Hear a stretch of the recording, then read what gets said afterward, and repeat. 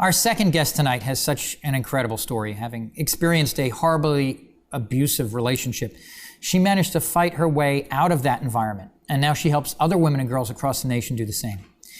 She's here to talk about her story and her amazing new book, Courage. Please give a warm Weekly Show welcome to Christy Pickering.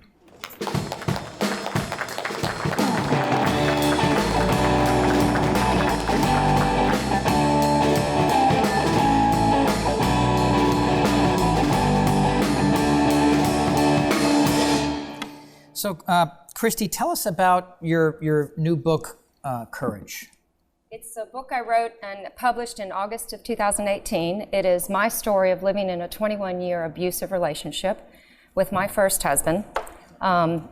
It's about what I learned and what I'm sharing now with others so they won't make my mistakes. Why did you initially decide to write the book? For a couple of reasons. One of them was that I had been speaking at universities in the state of Mississippi to young women and sometimes young men, because it happens both ways, unfortunately, about the subject of abuse. And I realized after this hour-long speech that I would have 10 or 20 people standing there to talk to me, and some of them crying, and I really realized I couldn't give them enough in an hour. So I decided I needed to write the book so I could give them more of what I had learned. Now, people always talk about the signs, the red flags. When you have a situation like that, I mean, were there early warning signs as early as maybe even when you were dating? There were a couple. He wasn't abusive to me when we were dating, but there were signs that I should have seen.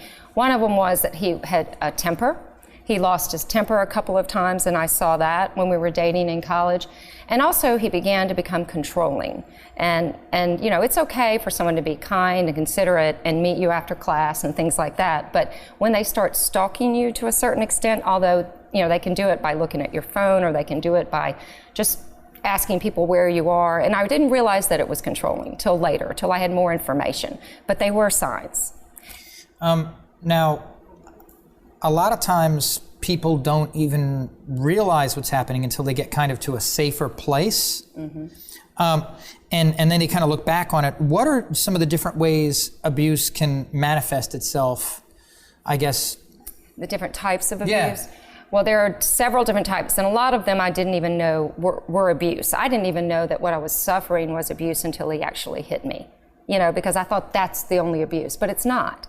There is verbal abuse, there's psychological abuse, there's financial abuse, and there's sexual abuse. I mean, and unfortunately, I experienced all of them.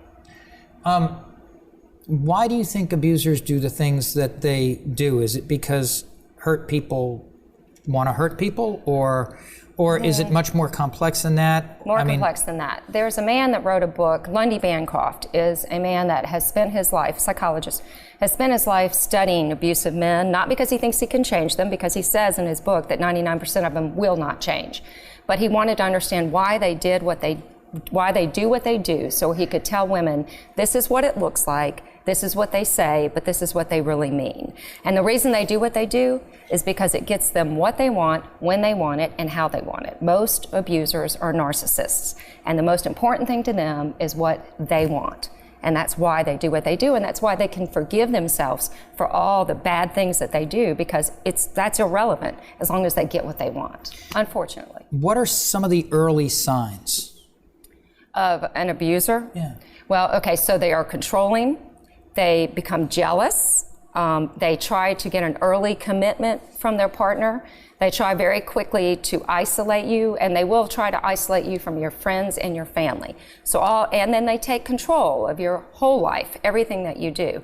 The finances, even though I made the money, I was the one who had the career that made the money, he controlled all the finances. They try to control everything. What gave you the courage to finally walk? Well, the thing that really pushed me out the door, the thing that I describe in the book, and the picture kind of does depict the day that we were leaving, but he held a knife at my throat in front of my kids and was screaming and yelling at me, and my son was going to get the gun. So that was the last. How old was your son at the time? 16. Okay. And my daughter was 10. And, but I was seeing my son turn into him. He was starting to talk down to his sister, talk badly about women, kind of smack his sister sometimes, and I would get on to him, and I thought, oh, no. I've got to stop this. people sometimes, they say that you should stay for the children, not in this kind of relationship. I left, he didn't understand it. My son, he was not happy with me, but today he understands because he knows he's a good man. He's a good father, he's a good husband, because I left and showed him what good looks like. What action points would you give to people who are in an abusive situation right now? As far as how to get out? Yeah. Is that what you're saying? Okay. You have to, what I tell people when they ask me about that, and I'm not advocating divorce, but if your abuser is not going to change and will not go to therapy, then you need to find your happiness and go on. But I tell them to plan for the worst, hope for the best, because you have to assume that that abuser is going to snap. And if he or she does, you want to know that you've thought of everything. And I did that when I left. What I did is I wrote a note to my ex-husband the day I was leaving, and he didn't know I was leaving. He went to work, and I left the note, and I took the kids, and I was gone for 3 months. And I wasn't going back. But I told him I wanted a 6-month separation because I knew I needed to give him time to accept it, to be able to accept this. Because if he doesn't accept it, you have to worry about repercussion. But I still worried about him snapping. I called the sheriff in our county, and I called the chief of police. I knew both of them. I'd been the treasurer for the sheriff when he ran for office, and the chief of police was my client. So I called them and I said, look, here's what's going on. I'm leaving. It's scary. I really think he's coming after me. If I call you, here's my number. Make sure you listen. And they did, and he did stalk me, but he never did come after me with a gun or anything. But he had told me 10 years before that he would kill me if I left him, and I believed him. Well, and sadly, a lot of people don't have those connections that you have. So they don't even have the opportunity to be able to call somebody and say, to call a law enforcement. Because in my practice, I periodically get calls, even though it's outside of my practice area, from people who have those concerns and have those situations. Right. And they're like, and I've called the police, and the police say they can't do anything until he does something. And so I mean, when somebody has a situation like that, they don't have the connections. What can they do? First of all, they can go to my website.